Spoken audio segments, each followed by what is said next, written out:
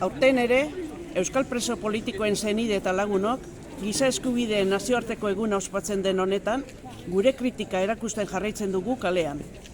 Izan ere, Auzitegi Nazionalak salbuespen espetxe politika eskubideek urratzen dituen alde zigortzaile osoilik duena, aplikatzen jarraitzen du presoen aurka. Gure senide presoen eta gure presoen eskubideen aldeko lanarekin jarraituko dugu.